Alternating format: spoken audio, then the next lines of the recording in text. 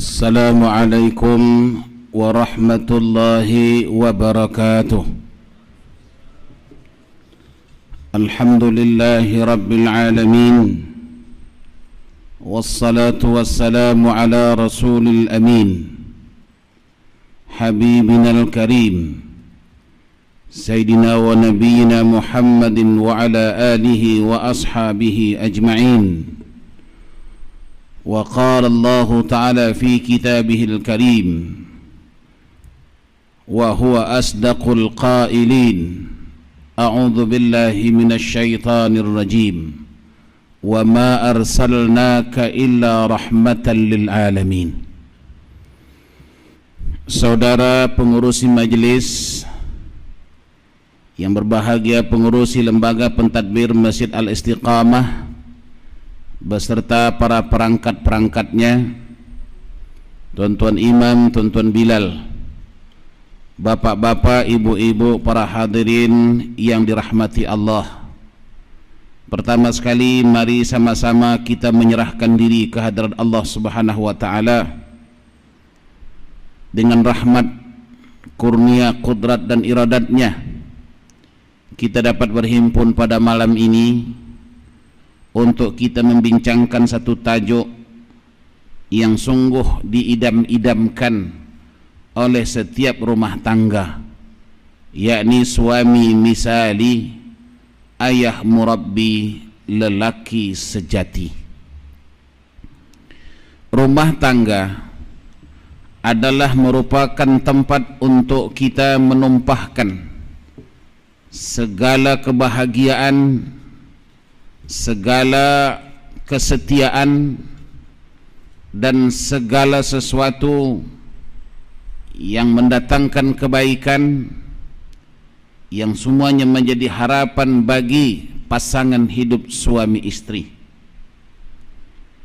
Oleh karena itu rumah tangga adalah merupakan tempat ketenangan, rumah tangga adalah tempat kesenangan, rumah tangga juga adalah tempat kedamaian.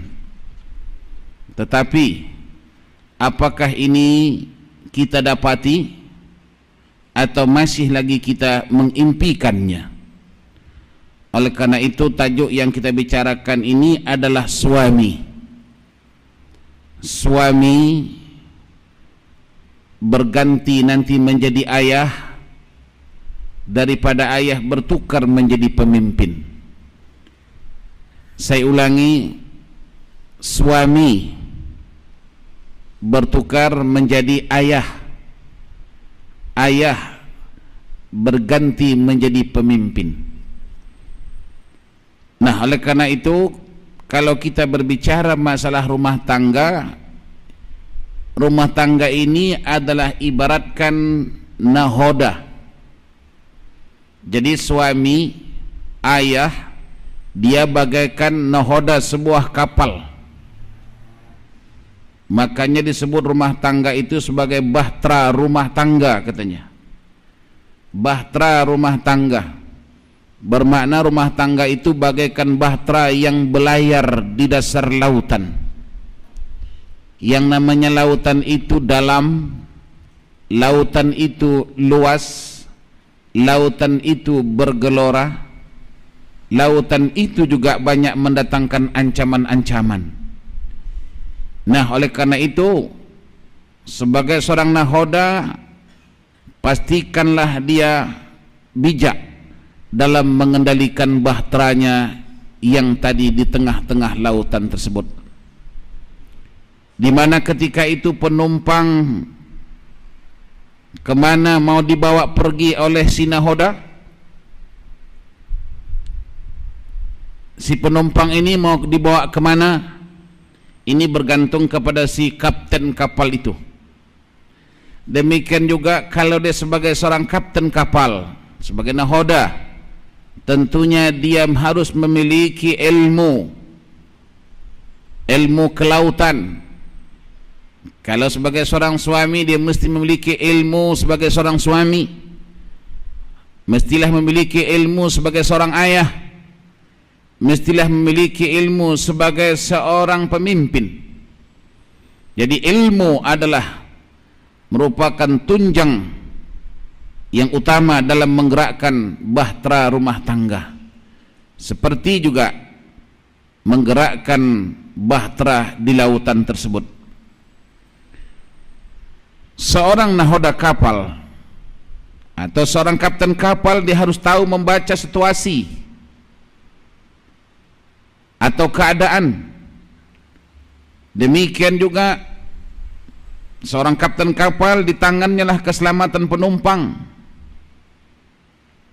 Oleh karena itu, rumah tangga indah dalam bentuk nama, tetapi ingat, banyak geloranya, banyak badai yang menimpa, yang manakala kaptennya tidak bijak, maka bisa-bisa saja kapal itu akan terapung-apung di tengah lautan, bisa-bisa saja kapal itu tenggelam, dan akhirnya bisa-bisa saja penumpangnya mengalami kecelakaan. Begitulah Bapak Ibu rumah tangga yang disebut bahtera itu. Nah, oleh karena itu, sebagai seorang suami, bagaimana seorang suami misali? Bagaimana ia seorang ayah murabbi? Bagaimana dia boleh menjadi seorang laki-laki yang sejati? Ini bukan perkara yang datang bergolek, melainkan melalui proses untuk nak menjadi seorang suami misali. Ada beberapa resepi yang harus dikuasainya. Pertama sekali, suami misali itu ialah suami yang mampu menzahirkan, melahirkan cinta kasih sayang yang murni dan sejati. Artinya, cinta kasih sayangnya murni, sejati, yang disebut dengan setia. Jadi kalau kita kembali kepada kalimat suami, suami itu hurufnya didahului oleh huruf S, yang kita boleh golongkan S itu maknanya setia. Suami yang setia ialah suami yang mampu menzahirkan, menunjukkan dan membuktikan cintanya secara murni dan juga secara sejati. Setelah dia berkata, aku terima nikahnya dengan antaran sekian tunai, maka ketika itu hendaklah dia melahirkan, menzahirkan cintanya. Tidak ada lagi di dalam benaknya terpikir wanita-wanita lain, melainkan istri yang sudah diijab dikabulkan itulah. Dan hendaklah dia senantiasa tadi membuktikan, menzahirkan cinta. Cinta ini tentuan tidak boleh hanya disimpan dan dipendam, dia perlu dinyatakan. Oleh karena itu Rasulullah sallallahu alaihi wasallam menyatakan cinta, tidak hanya memendam cinta, tetapi menyatakan. Seperti apa? Mengucapkan kata-kata aku sayang padamu, aku cinta padamu, aku kasih padamu. Ini perlu, walaupun dalam bentuk kata-kata yang simpel, yang barangkali kecil ya, tapi pengaruhnya amat besar dengan kata-kata tersebut. Ini yang dimaksudkan menzahirkan. Artinya cinta tidak cukup hanya dipendam di dalam hati, perlu dizahirkan.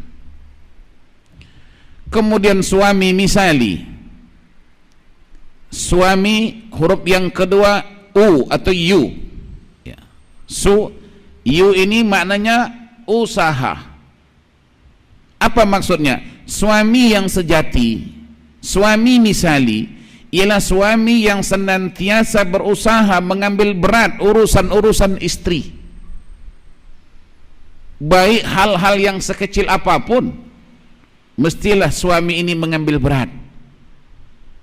Tidak boleh memandang ringan urusan-urusan istri, melainkan mesti diambil berat. Macam tadi, jangan kita rasa takkan ucapan aku cinta, aku sayang, aku kasih pun menjadi modal dalam kehidupan. Iya, hendaklah suami ini Uya ini usaha, senantiasa mengambil berat tentang urusan-urusan istri, dari hal yang sekecil-kecilnya, apatah lagi hal yang sebesar-besarnya. Senantiasa suami ini berusaha peduli, ya, peduli, ambil berat aduan istri, keluhan istri, permintaan istri. Walaupun suami ini tidak bisa atau belum masanya dia memenuhi permintaan istri, tapi walau bagaimanapun dia ambil berat. Insyaallah yang abang pikirkan, insyaallah yang abang usahakan, itu namanya ambil berat. Sama ada boleh atau tidak itu belakangan cerita, yang penting sudah diambil berat, ambil kira kata orang sekarang. Kemudian yang resepi yang ketiga untuk memaji seorang suami, misali hendaklah dia mengamalkan huruf yang ketiga, suwa, ya, maknanya amanah. Itu bermakna amanah, artinya apa? Jujur terhadap istri, terus terang terhadap istri, tidak boleh ada agenda-agenda yang tersembunyi. Hati istri itu ambil, jadikan hati kita, dan hati kita berikan kepada istri. Jadi hidup suami istri itu artinya apa?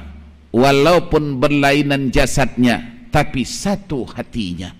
Dia mengamalkan konsep yakni amanah, jujur terhadap istri, tidak ada hal-hal yang tersembunyi, transparansi, terus terang. Kalau yang mampu bilangkan mampu, kalau yang tak mampu bilangkan tak mampu. Jangan tak mampu dimampu-mampukan, atau yang mampu tapi tak dimampu-mampukan. Itu namanya tak jujur. Banyak keretakan rumah tangga hari ini kena hilangnya konsep kejujuran. Nah, kadang-kadang suami tak jujur kepada istri, mungkin juga sebaliknya, istri juga kurang jujur kepada suami. Ustadz, macam mana kita nak terus terang dengan suami? Kadang-kadang kita terus terang bukan dapat hal yang baik, malah kena marah. Ada kadangkala istri beli barang kemaskah, apakah namanya, dirondok-rondokkan dulu di balik lemari, tak boleh nampak suami. Sebab kalau suami dia nampak, suami siasat, dari mana engkau dapat duit, untuk apa engkau beli ini. Kadang-kadang satu barang boleh menjadikan perbalahan dalam rumah tangga. Akhirnya berondok-rondok, menyuruk-nyurukkan. Ya. Demikian juga kadang-kadang suami takut dia mau jujur kepada istri. Sebab istri tanya, dari mana abang dapat duit beli ini? Kenapa bang beli ini? Kenapa tak beli yang begini? Ada model macam itu. Kawan saya kadang-kadang masalahnya kecil aja, beli sebentuk cincin, suami kepingin pakai cincin, tapi suami takut beli cincin itu masuk dalam beg, nanti tak ada istri baru pakai. Sebab kalau istri tahu, istri tanya, dari mana bang beli? Kenapa bang beli? Berapa harganya? Nah, takut nak terus terang, hilang sifat jujur. Kalau sudah amanah, kata Rasulullah, tercabut dalam diri, kejujuran tidak ada dalam diri, maka yang muncul ialah pengkhianatan. Lawan amanah ialah khianah. Lawan amanah ialah khianah. Padahal tadi kita disuruh amanah, jujur terus terang, tidak boleh bersembunyi, tidak ada agenda-agenda yang tersembunyi. Kalau umpamanya uang, terus terang, inilah uang kita, inilah rezeki kita. Jadi istri tidak menanggung curiga, ya, gaji-gaji yang dapat pendapatan bulan itu terus terang, inilah pendapatan kita. Kalau umpamanya simpan dalam bank, tunjukkan bukunya, inilah. Jadi maknanya kalau memang rezeki itu ada, sama-sama dinikmati, tapi kalau rezeki itu tak cukup, sama-sama bersabar. Jadi tidak timbul persoalan mana mungkin, tak mungkin, tak mungkin dan mungkin. Akhirnya di sanalah akan lahirnya nanti pertengkaran. Kenapa? Sifat kejujuran sudah tidak ada dalam kehidupan suami ataupun istri. Nah, yang keselanjutnya, untuk nak menjadikan kita sebagai suami misali, melalui konsep M yang ada pada kalimah suami. M ini maknanya mahabbah. M, mim maknanya mahabbah, Mahabbah itu apa artinya? Menjalin hubungan dengan istri dengan bersifat lemah lembut. Mahabbah itu artinya saling menumpahkan kasih sayang. Hub. Muhammad Habibullah. Hub. Ya, artinya menjalin hubungan daripada hati ke hati. Dengan apa? Dengan bersifat lemah lembut, dengan menghargai serta memuliakannya. Pandailah menghargai istri. Kalau istri itu umpamanya memasak dengan masakan yang enak, berilah pujian, berilah penghargaan. Kalau istri itu berbuat salah sekalipun, jangan tengok kesalahannya, beri dia kemuliaan. Satu ketika Sayyidatina Aisyah radhiyallahu anha membuatkan air untuk Rasulullah sallallahu alaihi wasallam. Bismillahirrahmanirrahim. Aisyah juga manusia, sama juga istri kita juga manusia, bukan malaikat. Artinya apa? Tersilap, tersalah itu memang wajar bagi manusia. Jadi satu ketika Aisyah tersilap, dipikir Aisyah yang dimasukkan dalam gelas itu gula, tahu-taunya garam. Tahu-taunya garam. Rasulullah pun minum. Rasanya ya garam, ya asin. Tapi Rasulullah sallallahu alaihi wasallam tidak menunjukkan wajah marah. Rasulullah tidak menunjukkan muka yang berang, kata-kata yang kasar. Malah Rasulullah berkata, Aisyah, kita sudah lama tak minum bersama. Ayolah kita minum bersama, Aisyah. Memang Rasulullah sallallahu alaihi wasallam ini suka sekali minum segelas dengan Aisyah dan istri-istri yang lain. Kalau satu gelas nih Aisyah sudah minum ini air, Rasulullah tadi tak nampak, tapi ditanya Rasulullah, Aisyah, engkau sudah minum? Aisyah, sudah ya Rasulullah. Di mana tadi engkau minum? Aisyah kata di sini. Nabi pun minum.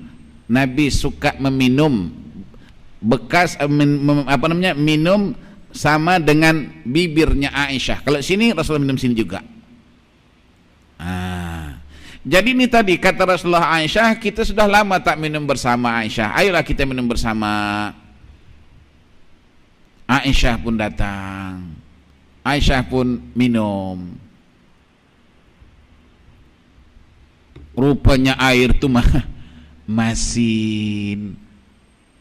Ketika itu Aisyah kata, ya Rasulullah, maafkan ya Rasulullah, ai sangka yang ai masukkan itu gula, taunya garam. Kata, tak apa-apalah, ya namanya manusia, biasalah lupa. Boleh Pak Haji itu macam? Oh Pak Haji, suami misali boleh? Macam tak ada harapan. Jadi itu bentuk-bentuk suami misali itu. Sebab dia memahami yang namanya manusia pasti ada silap dan salahnya. Malah tadi apa yang berlaku dalam kehidupan Rasulullah itu adalah gerak daripada Allah Subhanahu wa taala. Untuk jadi apa itu? Untuk menjadi contoh kepada kita.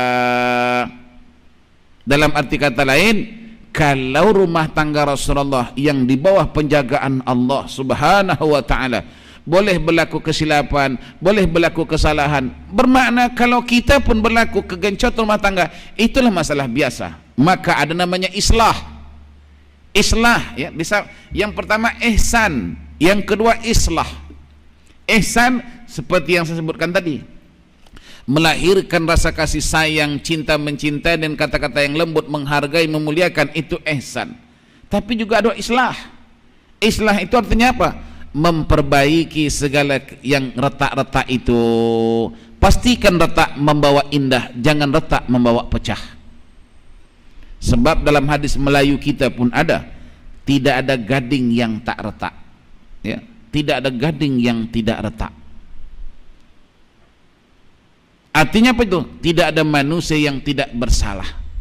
Malah tentang retak nih tuan-tuan, saya katakan tadi, janganlah retak itu membawa pecah, tapi usahakan retak itu membawa indah. Tuan-tuan sekalian, kalau tuan-tuan pergi ke kedai batu cincin, tempat menjual zamrud, batu zamrud, itu kalau di dalam batu zamrud itu retak 1000, itu lagi mahal harganya. Di mana letak mahalnya itu? Retak 1000-nya itu. Artinya apa? Retaknya itu membawa indah, bagaikan ukiran-ukiran yang ada di dalam batu itu. Nah, jadi kita pastikan juga keretakan-keretakan rumah tangga itu jadikan satu hiasan yang indah. Di sanalah kita tahu yang namanya manusia tidak terlepas daripada kesilapan dan kesalahan. Tidak ada manusia yang sempurna. Maka disebut oleh Allah Subhanahu wa taala dalam Al-Qur'an surah An-Nisa ayat yang ke-19. Wa ashiruhunna bil ma'ruf fa in karihtumuhunna fa asa an takrahu syai'a wa yaj'alallahu fihi khairan katsira.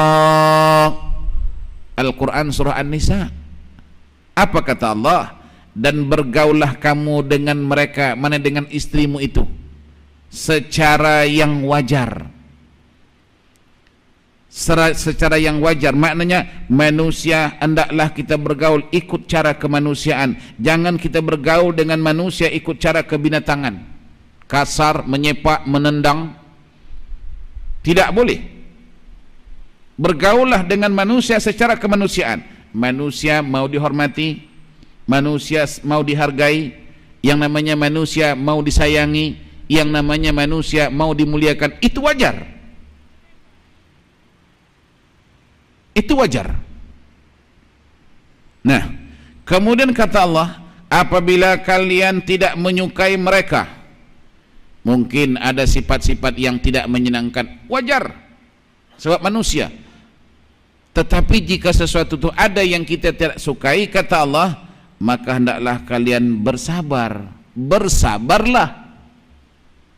Bukan terus marah, terus berontak. Macam tadi Aisyah membuat air bergulakan garam.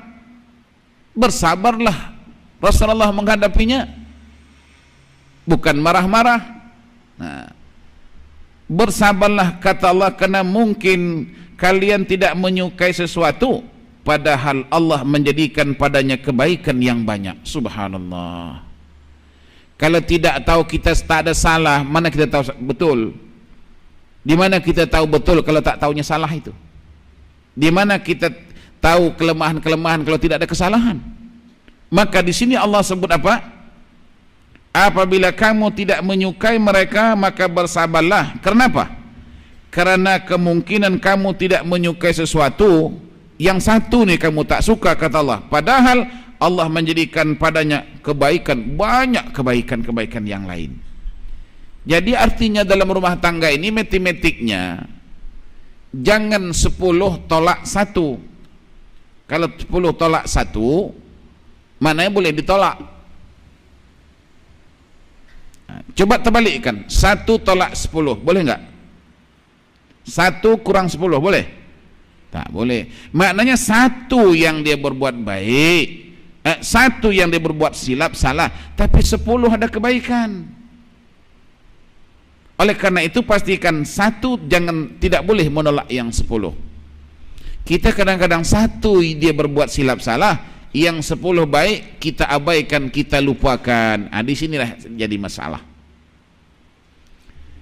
Nah, jadi kembali kita ke persoalan menjalin hubungan dengan istri dengan sifat lemah lembut.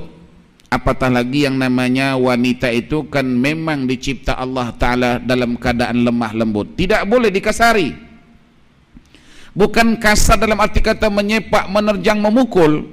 Malah dikasari dengan kata-kata pun wanita itu tersinggung. Dengan kata-kata pun tersinggung. Sebab Allah Subhanahu wa taala menjadikan wanita ini serba-serbinya lembut.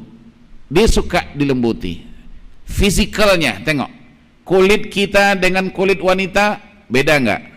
Beda. Suara kita laki-laki dengan suara perempuan beda enggak? Berbeda. Telapak tangan kita orang laki-laki dengan telapak tangan orang perempuan beda enggak? Berbeda. Yang kita semuanya dalam bentuk yang kasar-kasar, kulit kasar, ya, telapak tangan kasar, dan juga suara kasar. Tapi kekasaran itu bukan untuk kita jadikan melempang orang. Kekasaran itu bermakna untuk nak memertabatkan sifat kelelakian kita. Oleh karena itu Allah letakkan yang kasar-kasar itu kepada orang lelaki. Guna apa? Untuk nak memertabatkan kelelakiannya. Jangan pula perempuan laki-laki suara macam perempuan. Apa jadinya? Jatuh martabat kelelakian dia. Betul enggak? Sama juga sebaliknya, kalau perempuan itu dijadikan suara kasar, maka jatuh martabat kewanitaannya. Subhanallah. Allah ini maha segala-galanya. Nah, telapak telangan orang perempuan lembut. Kenapa itu? Allah Ta'ala maha tahu bahwa anak-anak sering berdamping dengan si ibu. Yang namanya ibu ni kadang-kadang ada juga marahnya, tapi marah macam mana pun kalau dilempang anaknya, anak boleh senyum lagi sebab telapak tangan ibu lembut. Tapi kalau bapaknya lempang, masuk hospital budak. Betul? Nah, kalau si ibu ini suaranya lunak, lembut, sebab ibu ini selalu berdampingan dengan anak. Kalau ibu menidurkan anak, anak tertidur insya-Allah. Coba kalau bapak tidurkan anak, silap-silap apek di atas pun bangun. Tidurlah tidur. Bunda rasa ini jin mana pula ni katanya. Nah, jadi dengan lemah lembut, menghargai serta memuliakan. Muliakanlah istrimu, kata Rasulullah. Sesungguhnya barang siapa yang memuliakan istrinya, bermakna dia telah memuliakan ibunya. Sebab ibu kita juga adalah wanita. Maka kata Rasulullah sallallahu alaihi wasallam, barang siapa yang mengasari wanita, khairukum li ahlihi wa ana khairukum li ahli, ma akraman nisaa illa karimun wala ahanahunna illa laimun, kata Rasulullah. Sebaik-baik kalian adalah yang terbaik terhadap keluarganya, dan aku, kata Rasulullah, adalah yang terbaik dari kalian terhadap keluargaku. Bapak ibu sekalian, kalau kita nak tahu orang tu baik tak baik, tengok bagaimana dia dengan keluarga. Kenapa? Contoh, kalau orang itu baik dengan orang lain, itu wajar-wajar saja. Makanya kalau ada laki-laki bercakap melalui telepon, halo, apa kabar? Sudah makan? Ayo makan. Lembut. Tapi itu orang lain. Pasti dia bercakap dengan orang lain. Boleh cam tuh. Tapi kalau dia bercakap dengan istri, halo, apalagi ni alamak, bingit le. Itu bermakna dia bercakap dengan istri lah tu. Betul tak bu? Oh bu, betul. Jangan takut bu, malam bercakap aja bu. Nah, jadi kalau dia baik dengan orang lain itu wajar. Tapi yang nak tahu, kata Rasulullah, khairukum li ahli. Sesungguhnya orang itu baik. Nak tahu kita baik, tengoklah bagaimana dia dengan keluarganya. Dan aku, kata Rasulullah, adalah orang yang paling terbaik terhadap keluargaku. Kemudian kata Rasulullah lagi apa? Ma akraman nisaa ilal karimun. Orang yang memuliakan kaum wanita adalah orang yang mulia. Bagaimana kita nak tahu kita mulia sebagai seorang suami? Bagaimana kita nak tahu mulia sebagai seorang laki-laki? Pastikan dia memuliakan kaum wanita, memuliakan istrinya, memuliakan ibunya, memuliakan anaknya. Kata Rasulullah, barang siapa yang menyayangi anak perempuannya 2 orang, Barang siapa yang punya anak perempuan 2 orang, 3 orangkah, seorangkah, kata Rasulullah, manakala disayang dia, dakhalal jannah, dia akan masuk surga. Nabi tak sebut kalau dia menyayangi anak laki-laki. Nabi sebut jika dia menyayangi anak perempuan, ya, mengasihi, menyantuni, menghargai, menghormati anak perempuannya, maka orang ini, laki-laki ini akan masuk surga. Ayah ini akan masuk surga, suami masuk surga. Sampai demikian tentuan, ya, standar ukuran orang-orang yang memuliakan wanita ini surga. Maka kata Rasulullah, al jannatu tahta aqdamil ummahat, surga itu terletak di bawah telapak kaki ibu, bukan di bawah telapak kaki bapak. Subhanallah. Maka barang siapa yang memuliakan kaum wanita, kata Rasulullah, adalah orang yang mulia, dan orang-orang yang menghinakan kaum wanita adalah orang yang tidak tidak mengenang budi. Orang yang mengasari kaum wanita, kata Rasulullah, itulah orang yang laimun. Laimun artinya orang yang tak mengenang budi. Artinya apa? Tak berbudi pekerti langsung. Para hadirin sekalian, selanjutnya, untuk nak menjadi suami yang tadi sebut misali ayah murabbi, maka hendaklah ada huruf yang terakhir daripada ayat suami itu, kalimah suami yang penghabisan hurufnya ai atau i maknanya iman. Suami yang misali ayah murabbi ialah suami dan ayah yang beriman. Sebab kalau orang itu tidak beriman, sebaik apapun dia terhadap manusia, tidak ada nilai kebaikannya. Kenapa? Sebab dia tidak melahirkan kebaikan kepada Allah Subhanahu wa ta'ala. Nah, ini iman. Jadi suami yang baik, misali ayah murabbi, iman. Maka Rasulullah sallallahu alaihi wasallam menjadikan manusia itu tadi liar, menjadikan manusia tadi kufur, menjadi manusia baik. Kenapa? Iman. Maka Nabi kita Muhammad sallallahu alaihi wasallam 10 tahun di kota Mekah, 13 tahun di kota Madinah, mengajak manusia kepada apa? Mengajak manusia kepada iman, bukan mengajak manusia kepada Islam. Kalau kita Islam tapi tak beriman, itu Islam kita itu bagaikan benda yang menampal. Contoh, kalau saya katakan tadi suami ini tak beriman, walaupun dia cinta, tapi cintanya bukan murni. Kalau dia cinta kepada istri, kasih sayang kepada istri, tapi kasih sayangnya itu bukan yang suci, sebab tidak berlandaskan iman.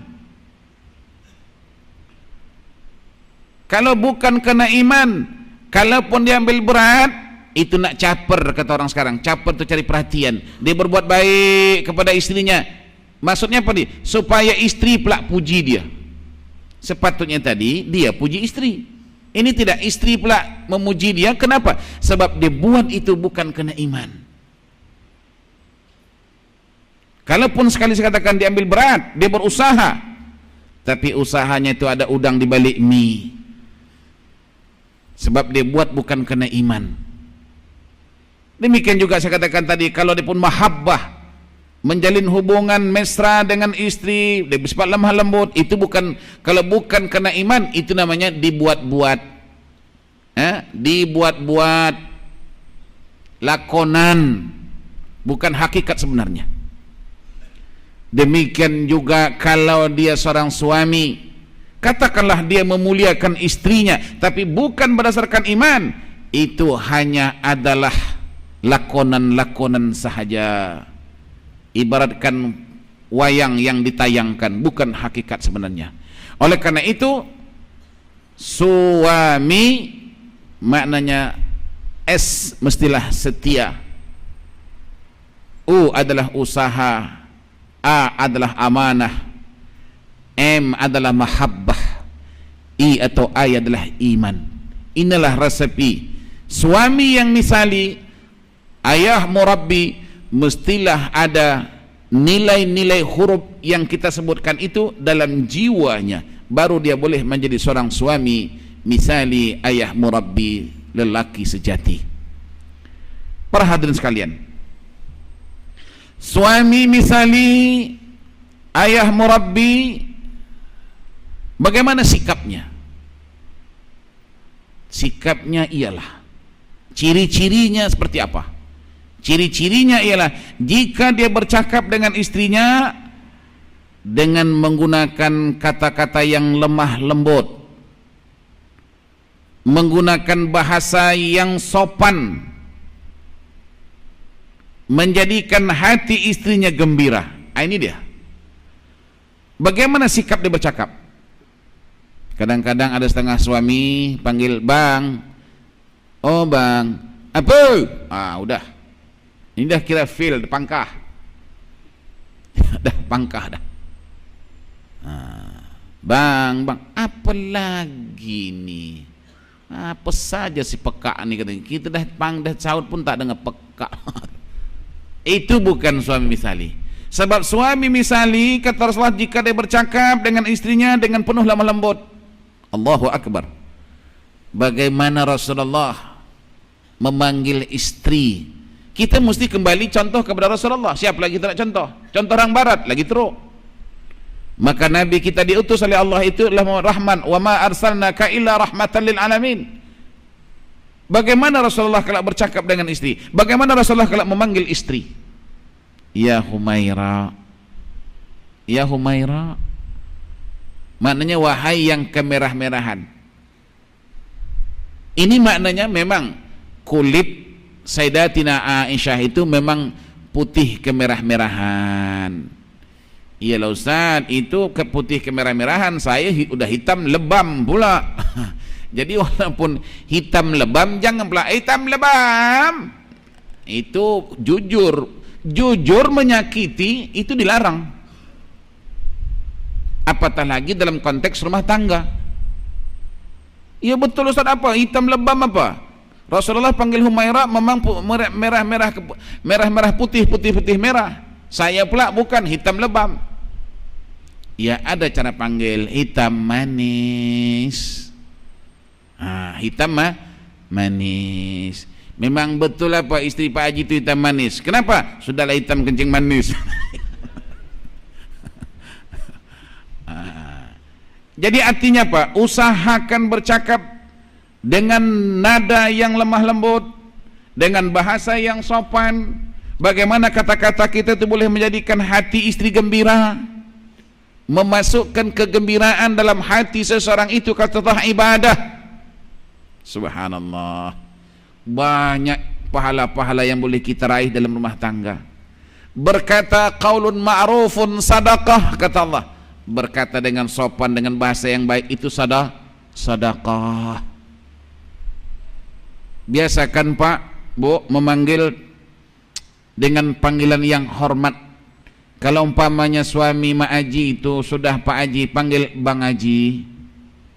Sebab Aisyah panggil Rasulullah pangkat, ya Habiballah, ya Rasulullah, pangkat itu, pangkat yang Allah beri kepada Nabi. Sekarang pangkat yang Allah beri kepada suami, apa dia? Haji. Panggil Bang Haji. Ustaz, suami saya belum haji, udah umrah, jangan panggil Bang Umrah. Sebab belum haji. Jangan begitu. Kalau suami itu sudah pergi berumrah, jangan panggil Bang Umrah, tak boleh. Panggil Bang Haji. Umrah itu kan haji kecil, betul? Umrah itu haji kecil, panggil Haji juga. Dan jangan memanggil kawan dengan panggilan yang jujur tapi menyakitan. Suami dia ni namanya Arsyad, Haji Arsyad, dia panggil Bangsat. Kok Bangsat? Itu juga dilarang. bercakap dengan istri dengan lemah lembut, kendati juga sebaliknya, bercakap dengan suami dengan lemah lembut, bahasa yang sopan. Kemudian suami misalnya ayah murabbi ini selalu menghargai, walaupun sedikit, ya, tapi dihargai. Hargailah istri yang bertungkus lumus memasak makanan itu. Tuan-tuan, kalau tuan-tuan nak tahu apa rasanya, susahkah senangkah masak itu, coba tuan ambil alih satu hari kerja istri, yang mulai besok yang jangan masak. Jadi kata istri, siapa masak? Abang nak masak, abang nak tahu apa rasanya masak di dapur. Biarkan bu, tengok dari jauh aja. Saya rasa silap-silap piring 3 pecah, gelas berserpai, nasi pun barangkali tak masak. Coba buat, kalau kita nak tahu. Di situ baru kita tahu menghargai. Saya sangat-sangat menghargai istri saya, sebab saya masuk dapur tuh, subhanallah, punyalah panas, istri saya rilek aja, padahal dapur tuh panas. Kadang-kadang panas tutupnya pintu lagi. Nah, jadi kita mesti menghargai, selalu menghargai, dan juga katanya selalu memuji. Macam tadi juga lah, kalau seandainya masakan itu kurang garam kah apakah namanya, dengan menggunakan kata-kata sindiran, masakan yang ini sedap, tapi apa bang, tapi dia punya garam macam di kedai mama lagi lah. Mana itu kurang garam. Jangan pula masakan kurang garam lalu maki 3 bakul. Padahal masalah ini very simple, kata orang Jawa ya, very simple. Kurang garam, ambil garam, masukkan. Selesai masalah enggak? Selesai. Tapi kenapa sampai menyumpah, mengutuk, memaki dan sebagainya? Nampak sangat yang tidak beriman itu. Kemudian selalu menghargai, memuji, dan belayan kasih sayang. Istri ini kadang-kadang, ya tuan-tuan, tidak apa-apa, pegang aja badannya dia suka. Pegang badannya. Tengah masak, kita masuk dapur, kalau ini jangan peluk, betul lah. Pegang. Masak apa yang sedap lah baunya. Itu dah kira selangit bagi dia tuh. Betul tak, Bu? Oh, Bu. Betul? Betul. Iya. Belayan kasih sayang, pegang aja, pegang bahunya, pegang apanya kah? Ya. Yang namanya suami istri. Ini kadang-kadang megang istri macam megang kambing, bau lengkap. Tapi pegang orang lain pula seronok pula tuh. Ini masalah dia. Orang lain bau tengik pun dikata wangi, istri wangi bau tengik. Ini masalah tak ada iman. Ya, oleh karena itu belayan kasih sayang. Kemudian suami misalnya ayah murabbi itu selalu membimbing istri kepada yang baik. Usahakan membimbing istri kepada yang baik. Kalau salah, islah. Kalau salah, bukan disalahkan. Jangan sering menyalahkan. Kalau ternyata salah, bagaimana memperbaikinya? Kadang-kadang kita ini pandai komplain, ini tak betul, tapi memperbaiki enggak boleh. Nah, oleh karena itu disebutkan suami misali ayah murabbi itu selalu membimbing istrinya kepada yang baik. Kemudian kalau salah bukan dimarahi, dihibur. Dah tahu salah, kok disalahi, mau dah salah apa? Jadi dihibur. Katanya Pak, menghibur hati istri dengan cara apa? Berbincang. Yang ini salah, bagaimana kalau begini yang? Berbincang jika menghadapi masalah, bukan tuding, bukan sering menyalahkan. Macam saya katakan tadi, kalau benda tidak salah, kita salahkan, bukan menjadi baik. Toh juga sudah salah. Betul? Jadi kalau benda ini sudah salah, jangan dipersalahkan, tetapi diislahkan, diperbaiki. Bimbing istri kepada yang baik, kemudian menghibur hatinya dengan cara apa? Berbincang, bertukar pikiran. Kata Allah, wasyawirhum fil amr, hendaklah kamu saling bertukar pikiran, bermusyawarah dalam mencari huraian, bukan dalam mencari kesalahan. Apalagi membanding-bandingkan. Jangan sekali-kali suka membandingkan. Oh, suami Polan itu macam itu, istri Polan itu macam. No, jangan. Tidak boleh membanding-bandingkan dengan orang lain. Orang is orang, kita ya kita. Belum tentu dia orang itu baik ke kita, dan belum tentu baik kita itu baik ke orang. Yang namanya manusia kan berbeda pola. Mungkin baik itu sama dia, tapi tak boleh dia itu kita terapkan dengan kita, sebab kita bukan dia. Kita mesti ada resepi sendiri. Contoh, kalau kita ikutlah cara ini, contoh ya, kalau kita nak contohlah umpamanya rumah tangga bahagia orangnya orang Arab, kita mau terapkan kebahagiaan dia itu ke rumah tangga kita. Kita bukan Arab. Bagi si Arab itu dah sesuai untuk dia, tapi bagi kita belum. Contoh juga, orang putih kalau bersalam tu bercium, ya kan? Apakah itu sesuai untuk kita? Orang barat dicium. Suami orang boleh dicium istri orang boleh dicium suami dia, tukar-tukar boleh, tapi itu tak sesuai untuk kita. Jadi kita mesti mencipta resepi sendiri, berpandukan sunnatul Rasul sallallahu alaihi wasallam. Tidak ada ajaran yang lebih sempurna melainkan ajaran yang dibawa oleh Rasulullah sallallahu alaihi wasallam. Kemudian katanya lagi apa? Serta mengajak ke tempat rekreasi ketika masa cuti dan lain-lain. Adakanlah masa bercuti, makan angin luar negeri. Kalaupun tak luar negeri, setidak-tidaknya luar rumah. Ya, kita kadang-kadang akan cuti luar negeri. Saya kata tak apa, kalau tak dapat luar negeri, luar rumah pun dah kira okey lah. Bawa istri ke tempat rekreasi, biasakan makan, ya, makan bersama. Kalau boleh tuan-tuan, anak-anak jangan ikut, sebab kita ni nak menanamkan kasih sayang suami istri. Anak-anak jangan campur. Makanya saya dengan istri kadang-kadang selalu malam-malam jam 12 malam kami pergi ke terminal airport Changi. Pergi sana malam-malam, balik pun malam, dua relax aja. Jadi kami tak merasakan kami tua, kami senantiasa merasakan pengantin baru. Seili, ya? Mesti begitu. Sebab kita makin tua, makin kita mesti pandai meremajakannya. Keremajaan kita dulu, cinta-cinta kita semasa muda dulu, jangan dihilangkan.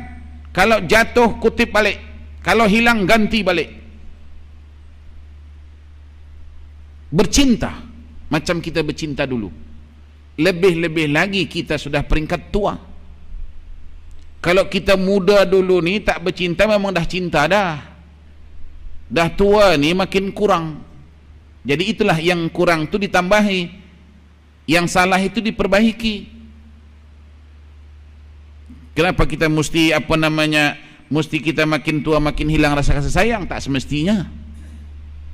Rasulullah sallallahu alaihi wasallam cinta dengan istri bukan hanya masa hidup bapak ibu, sesudah meninggal pun Sayyidatina Khadijah radhiyallahu anha, Nabi berdiri di tanah perkuburan Khadijah masih bercinta. Inilah kata Rasulullah, orang yang mula-mula mencintai aku di saat orang lain pada membenci aku. Inilah orang yang dermawan kepada aku, kata Rasulullah, ketika orang kedekut dengan aku.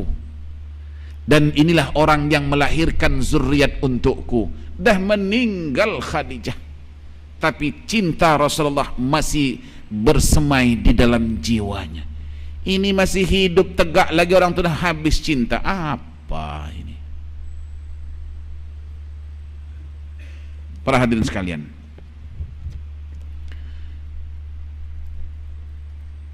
Suami misali ayah murabbi, ciri-cirinya ialah menghargai setiap pendapat dan cadangan yang diberikan istri. Makanya saya katakan tadi, kalau kita menghadapi masalah, orang yang paling jujur diajak berunding memecahkan masalah tidak lain adalah istri. Jadi kalau istri mengasih pendapat, memberikan kemasukan, terima walaupun barangkali tidak tepat. Ya, walaupun tidak tepat. Jangan kita biasa membawakan masalah kita kepada orang lain. Artinya selagi kita boleh handle suami istri, suami istri. Dan makanya kita hendaklah menghargai pendapat, menghargai cadangan yang diberikan istri, katanya walaupun tidak sesuai dengan yang kita harapkan. Soal tak sesuai itu lain masalah, tapi menghargai pendapatnya. Allahu Akbar. Tatkala Rasulullah sallallahu alaihi wasallam nak melaksanakan ibadah umrah daripada Madinah masuk Mekah sampai di Hudaybiyah, Rasulullah ketika itu dikepung, tak boleh masuk, sedangkan mereka sudah berpakaian ihram. Tak jadi melaksanakan ibadah umrah, namun nak buka ihram pastikan sembelih kambing. Kambing namanya apa? Dam. Bapak Ibu sekalian, sahabat-sahabat Rasulullah ketika itu tidak mau menerima cadangan Rasulullah, yang mana Rasulullah menerima cadangan orang kafir Quraisy, di mana kata orang kafir Quraisy tidak boleh masuk ini tahun, terkecuali tahun depan. Sahabat-sahabat yang lain ketika itu tak terima. Bagaimana kita mesti masuk? Apa nak jadilah, perang pun tak apa. Itu sahabat Nabi, termasuklah waktu itu ada Abu Bakar, ada Umar, ada Utsman. Yang namanya Abu Bakar, yang namanya Umar bin Khattab, orang kan begitu. Tapi Rasulullah tak terima, Nabi terima cadangan kafir Quraisy, walaupun sahabat ketika itu tidak terima. Tapi antara dua kumpulan ni, yakni Rasulullah dengan sahabat, pola pikir kan berbeda. Rasulullah berfikir melalui panduan ilahi, Nabi terima itu maknanya Allah suruh terima perjanjian itu. Tetapi sahabat tadi berfikir secara emosi. Jadi pendekkan kisah, Rasulullah terima, dan maknanya tahun depan boleh masuk melaksanakan umrah. Tetapi kata Rasulullah, bahkan kita ni sudah berniat awal tadinya, maka untuk kita nak buka ihram ni, maka kita hendaklah menyembelih kambing yang dibawa masing-masing sebagai ganti pembuka ihram itu, bayar dam. Sahabat dalam diam-diam, ya, dalam diam-diam tu ada menyimpan 3 D. D itu maknanya derita dalam diam. 3 D, ya, derita dalam diam. Maknanya karena Rasulullah dah terima, apa boleh buat? Terima jugalah. Tapi dalam itu pun mereka protes. Protes seperti apa? Mereka, yakni sahabat-sahabat Nabi tadi, tak mau menyembelih kambing untuk sebagai pembayar dam tadi. Rasulullah sallallahu alaihi wasallam ketika itu agak runsing jugalah. Sebab apa? Sebab perintah Rasulullah tak dihiraukan sahabat. Lalu Rasulullah sallallahu alaihi wasallam menjumpai istrinya. Sebab dalam kumpulan itu ada istri Rasulullah namanya Safiyah, Ummu Safiyah. Kata Rasulullah, ya Safiyah, bagaimana kita buat ini ya? Kata Safiyah, kenapa ya Rasulullah? Sebab kata Rasulullah, sahabat-sahabatku semua tidak mau menyembelih kambing untuk sebagai pembayar dam mereka. Apa kata Safiyah? Ya Rasulullah, engkau sendiri ya Rasulullah yang sembelih. Engkau sembelihlah kambing yang kau bawa. Dengan demikian nanti mereka melihat engkau sembelih, niscaya juga mereka akan sembelih.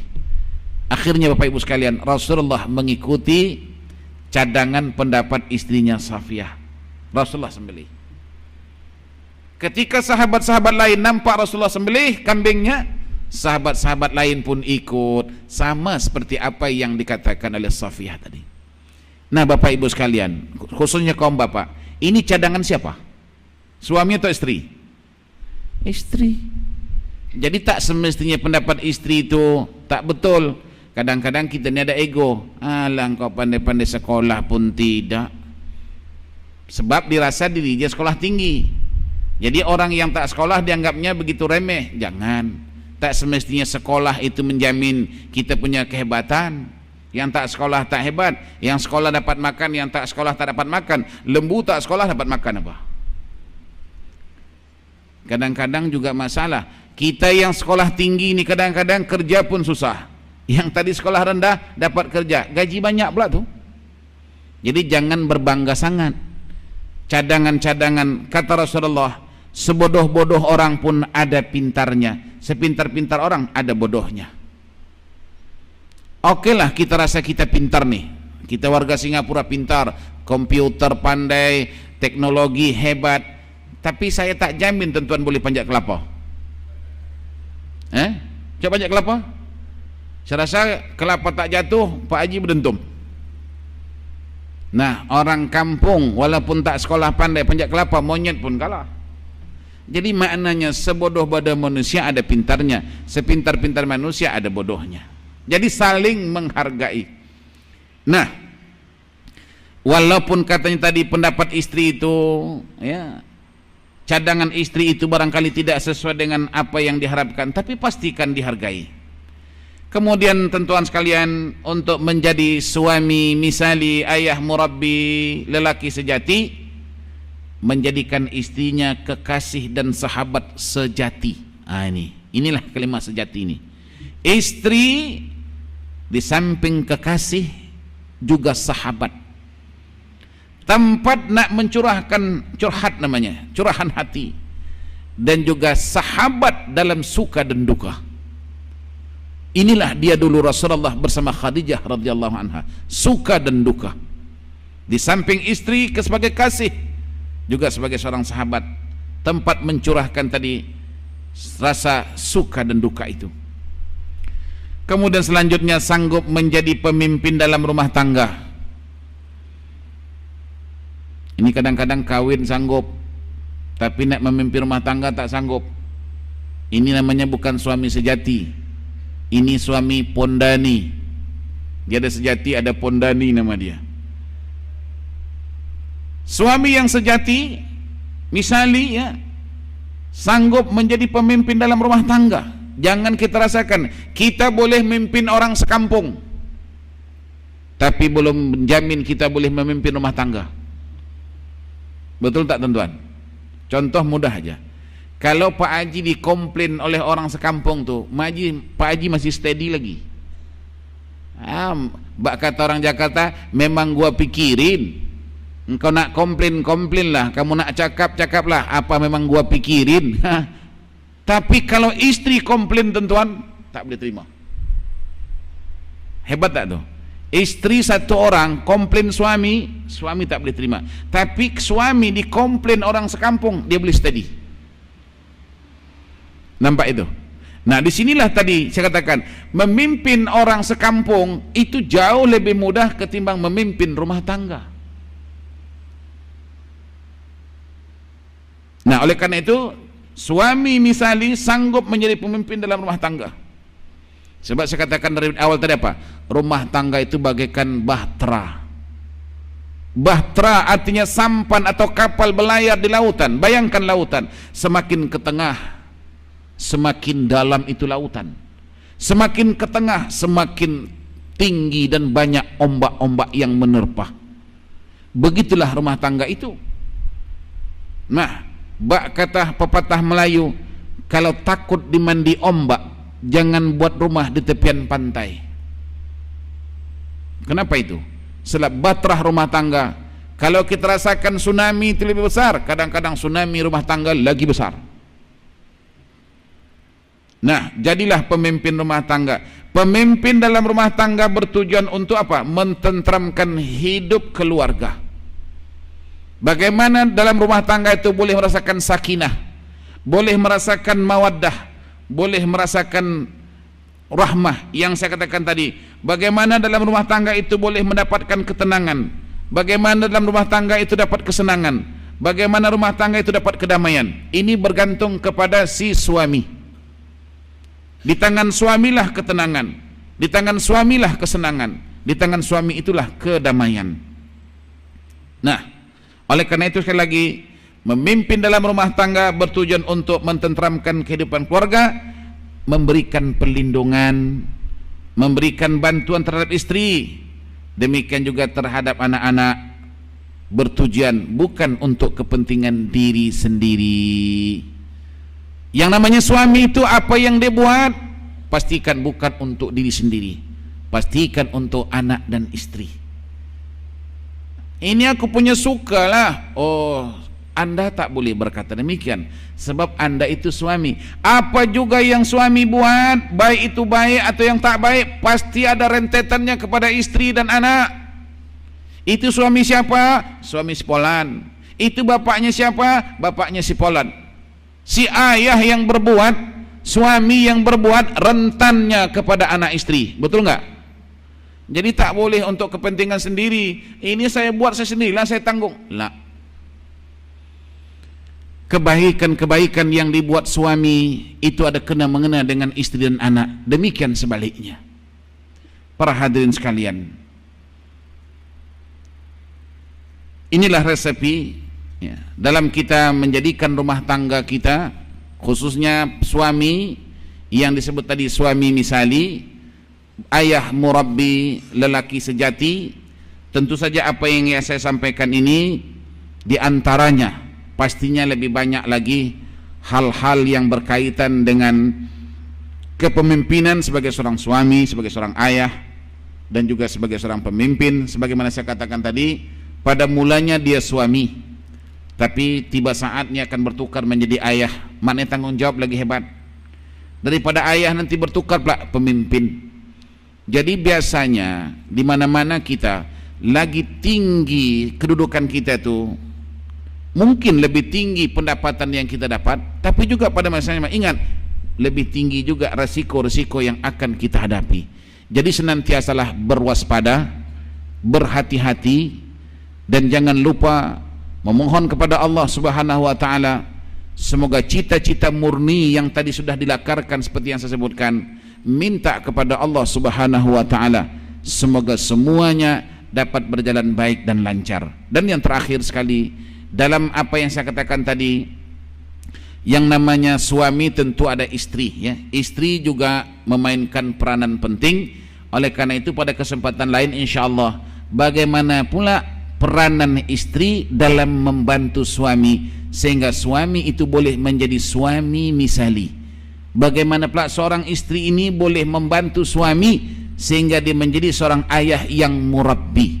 Bagaimana pula peranan istri sehingga boleh suami itu menjadi seorang lelaki yang sejati atau yang setia. Pastinya ada kerjasama ya. Untuk itulah Masjid Al-Istiqamah ya, Masjid Al-Istiqamah ini akan melancarkan satu program, apa katanya, membentuk satu pelancaran klub ya. Ini klub suami dan ayah, di mana ini kelolaan unit pria Masjid Al-Istiqamah. Jadi saya sangat-sangat ya mengalu-alukan usaha murni daripada pihak masjid ini untuk membentuk satu klub persatuan suami dan ayah. Bagaimana apa namanya program-program yang diatur sungguh menarik ya, dan juga mendatangkan manfaat yang baik bagi si ayah, bagi suami, dan tentunya untuk keluarga. Jadi untuk keterangan lanjut apakah dia program-program yang diatur bersempenaan dengan klub suami dan ayah ini, maka untuk itu kita minta tampil ke depan Haji apa namanya, Syekh Abu Bakar, untuk menerangkan kepada para jemaah sekalian. Dipersilakan. Okey. Terima kasih kepada Ustaz. Demikian ceramah yang telah dibentangkan oleh Ustaz, dan perlu diingatkan kepada anda semua pada esok pagi Ustaz Barisha akan memfokuskan peranan ayah dalam membentuk nilai murabi. Seperti yang telah diwarakan tadi, bahawa pada malam ini kita ada melancarkan kelab suami ataupun kelab ayah, atau diberikan nama kelab suami misali ayah murabi. Dan seperti saya katakan tadi, kelab ini telah ada terbuka kepada semua lapisan umur, kepada mereka yang bergelar suami ataupun akan bakal menjadi seorang ayah. Kami menggalakkan anda untuk bersama-sama mendaftarkan diri bagi menyertai kelab tersebut. Okey, apakah matlamat ketika menubuhkan kelab sini? Iaitu melahirkan suami misali ayah murabi yang menjadi penggerak dan pengaruh utama dalam keluarga dan masyarakat. Menyediakan wadah untuk suami misali ayah murabi bertemu dengan bertujuan untuk bertukar pengalaman dan kemahiran. Ini yang saya maksudkan tadi, pada mereka yang masih akan bergelar menjadi ayah, mereka dapat bertemu dan bermah mesra dengan mereka yang telah lama menjadi ayah bagi menukar-nukar pengalaman. Dan menjana suami misali murabi dengan diadakan bengkel-bengkel kemahiran dan mengarah kepada suami misali ayah murabi. Bermakna selepas anda mendaftar, kita akan mengajukan bengkel-bengkel yang akan diadakan di masjid, dan bengkel ini akan dikeluarkan oleh imam eksekutif kita, iaitu Ustaz Taufik, yang sedang mengerjakan umrah, insyaAllah akan kembali. Dan bagi program-program yang akan datang yang dianjurkan oleh kelab ini, iaitu program Nur Kasih. Program Nur Kasih ini adalah program keluarga di mana anda digalakkan untuk datang suami isteri bagi mengadakan sesi 3 minggu berturut-turut, tapi hanya setengah hari saja. Program ini adalah dikeluarkan oleh konsultan yang tidak asing lagi, itu Tuan Nailul Hafiz, di mana anda akan dibentangkan 3 perkara yang berkaitan dengan kehidupan kita, iaitu visi hidup keluarga, bagaimana menghadapi cabaran hidup, dan juga tentang kesihatan, sihat fizikal, emosi dan rohani, dan bagaimana cara Islam menghadapinya. Dan juga kita kenali siapa anda dan ahli keluarga anda, yang tentu kita akan bertanya kenapa harus kita mengenali. Mungkin kita hanya berkeluarga pada tiap hari, mungkin kita tidak kenal sangat, atau kita kurang mengambil perhatian dalam perkara-perkara yang berbentuk keluarga. Di sini kita akan dipersiapkan untuk mempersiapkan diri untuk kita dan untuk menghadapi dunia. Jadi pada program-program yang ini, jika anda mendaftar sebagai kelab, sebenarnya kalau tidak mendaftar harus bayar $5. Tapi kalau anda mendaftar sebagai kelab, anda tidak diberikan bayar apa-apa, percuma, free. Itu yang bagus. Dan program selanjutnya, iaitu program yang saya rasa menarik, mana kita akan membawa ayah-ayah yang mendaftar ni, kita akan melancung ke Kuala Lumpur. Okey? Ke Kuala Lumpur ni bukan untuk latihan, bukan untuk apa, kita akan bertemu dengan salah satu pensyarah yang tidak asing, iaitu Ustaz Hasanuddin Yunus. Itu mantan Profesor Madya Cyberjaya, University College of Medical Science. Okay. Dan situ juga kita akan bertemu dengan salah seorang yang terselamat di tragedi Mabi Marmara. Kalau anda ingat, tragedi ini adalah apabila kapal bentuk kemanusiaan yang telah diserang oleh komando Israel, di Gaza. Beliau ada seorang yang terselamat. Di situ kita akan bertemu untuk menceritakan pengalaman beliau, bagaimana keadaan di sana. Dan ini satu perkara yang menarik. Berangkatnya adalah pada 27 hingga 28 April. Jadi untuk satu hari satu malam ni, kita ajak galakkan ayah-ayah semua yang mendaftar untuk kita melancung ke Kuala Lumpur. Jadi saya harap sangat yang mana yang ada di sini supaya dapat mendaftarkan diri di belakang. Pendaftaran adalah percuma, dan di foyer sana teman-teman saya sedang menanti anda untuk anda mengisi borang-borang untuk kita sama-sama mencari kelab ayah, iaitu kita melancarkan malam ini ke kelab suami misali ayah murabi. Dan sebelum saya menutup ni, saya ingin meminta Ustaz untuk membacakan doa penutup. Demikian penjelasan daripada pihak lembaga pentadbir tentang kelab suami misali ayah murabi lelaki sejati, yang program itu adalah untuk kebaikan semua pihak. Jadi perlu sokongan kita semua, dan juga tadi saya menggalakkan supaya kaum bapa juga dapat mendaftarkan diri untuk kembali membenahi kerusakan, keretakan rumah tangga. Pada hari Jumat yang lalu, saya bertemu dengan sahabat saya, memang sudah lama tidak ketemu, yang beliau ini berkecimpung di Mahkamah Syariah. Saya juga sempat bertanya bagaimana keadaan masyarakat kita mengenai rumah tangga. Jawaban beliau dalam keadaan negatif.